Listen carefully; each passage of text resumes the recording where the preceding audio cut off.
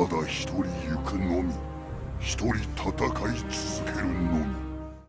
One nice characteristic about the Street Fighter franchise is its group of diversified evil characters in its roster. Group of high-level outlaws, such as M. Bison, leader of the Shadowy criminal organization, in which they do experiments on mind control and manipulation.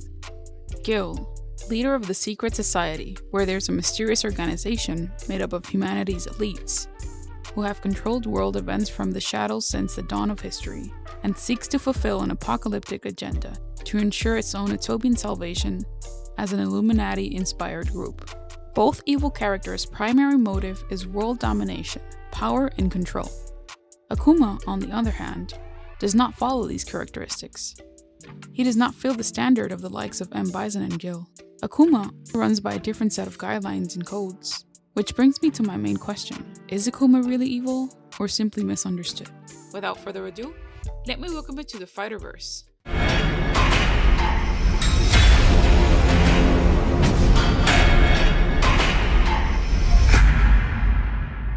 Let us analyze Akuma's backstories, where he may have been seen as one evil person.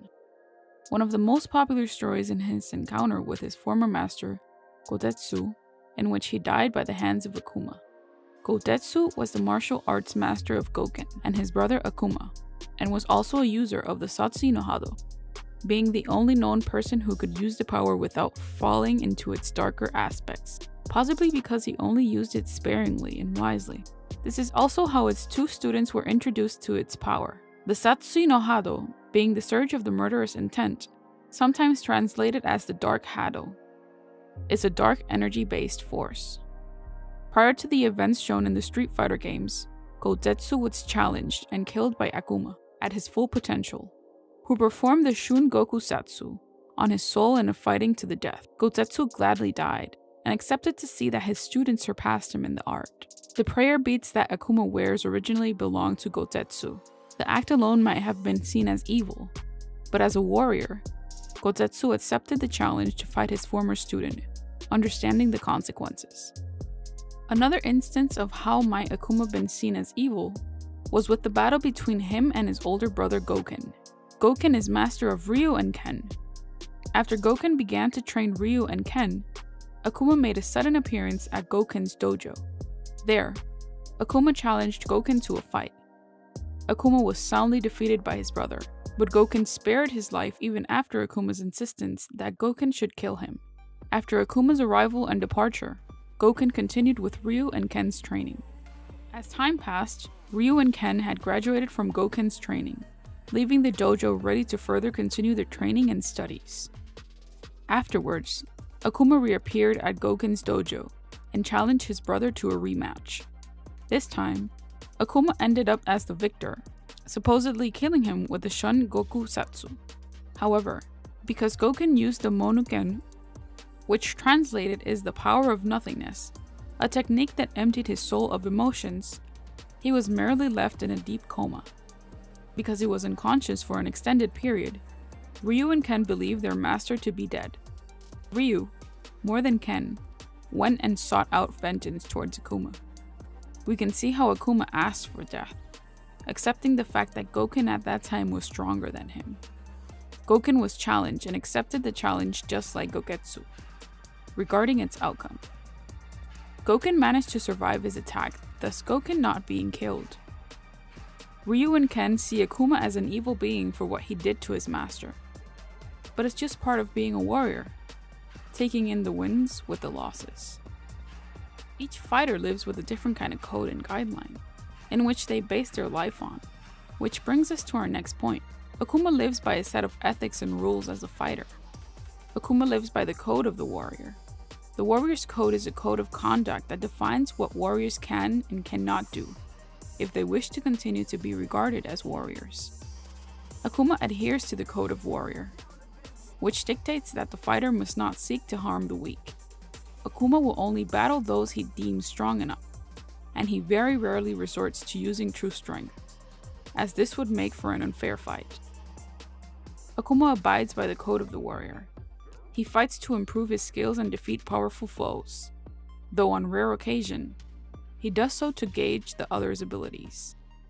Although he killed his teacher and believed that he did the same with his brother, Goken, Akuma did so in combat, which, as stated before, it does not break the Warrior's Code guideline.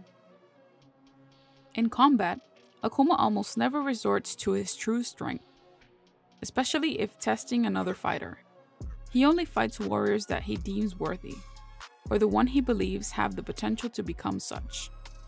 During the events of Street Fighter Alpha 2, Akuma fought Ryu only to gain insight on Ryu's abilities, while in Third Strike, he faced Oro in order to test his own strength. Akuma usually prefers an even bout, as he backed out of a duel with Gen once he found that Gen was fatally ill. It's not uncommon for him to deliver a lethal sneak attack to an unprepared opponent, particularly if they are less than honorable. He will only fight if the fighter is up to his level or higher. Even though he is the master of the Satsu no Hado, he still knows when and how to use his power. Very ethical if you ask me. Which brings me to my other point. His Raging Demon attack, the Shun Gokusatsu. The Shun Gokusatsu attack is the most feared attack in Akuma's repertoire. The Raging Demon attack consists in Akuma gathering energies from his Satsu no Hado, and in a matter of seconds, everything turns black as he glides towards its opponent and delivers a barrage of combos, leaving the opponent defeated. The odd thing about Akuma's Raging Demon attack is that the damage it creates, it's not made by Akuma's strength. Rather, this technique, it's based on the evilness of the opponent. According to Street Fighter lore, the Raging Demon is karmic in nature, with the move channeling punishment, based on the weight of the sins that dwell within the soul of the individual being attacked. Another reason you can say that he is evil is that he uses a technique that punishes a person based on the evil thing that person has done. In a way, you can say that he is the opposite of evil. As stated by the definition of evil, which is immoral and wicked, I do not find Akuma neither of those. I find that Akuma is a misunderstood character in the Street Fighter series. That is what makes Akuma one of the most illest characters on the franchise. He is neither evil or good. Akuma is just Street Fighter's ultimate warrior. In our Street Fighter verse, we wanted to share another view on Akuma as a character. If you feel that he's completely evil, leave a comment down below and share with us your point of view.